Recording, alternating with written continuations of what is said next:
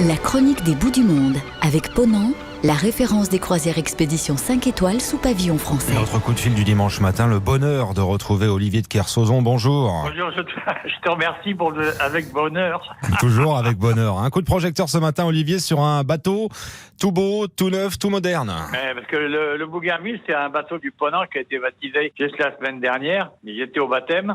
C'est très compliqué, en fait, en matière maritime, d'innover. Il faut en général du temps, de la technicité, et puis faire en sorte que un bateau soit vraiment différent de ce qui a été fait auparavant.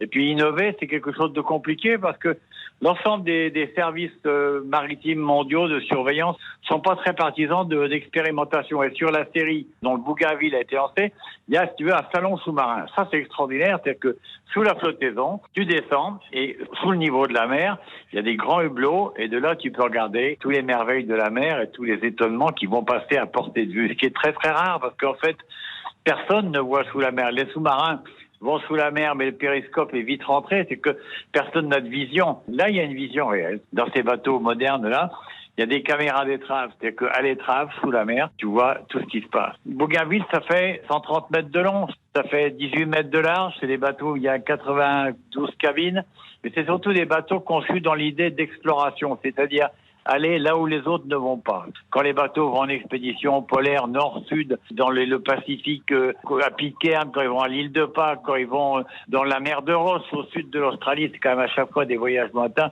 où il y a, pour ainsi dire, jamais de navire de croisière. Et c'est ça qui rend ça intéressant, c'est que c'est le désir d'aller toujours plus loin en exploration.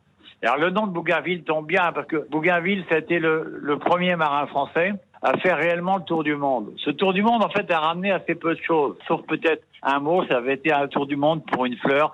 C'est lui qui a donné son nom à la fleur de Bougainville. Il avait à bord un naturaliste dénommé Commerson qui a ramené beaucoup de découvertes et beaucoup de botanique de ce tour du monde. Tour du monde pour une fleur, c'était joli.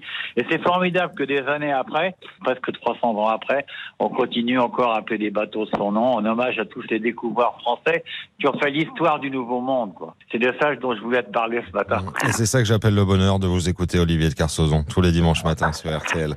Je vous dis à très bientôt. À bientôt, merci. Au revoir. La chronique des bouts du monde avec Ponant, la référence des croisières expéditions sous pavillon français.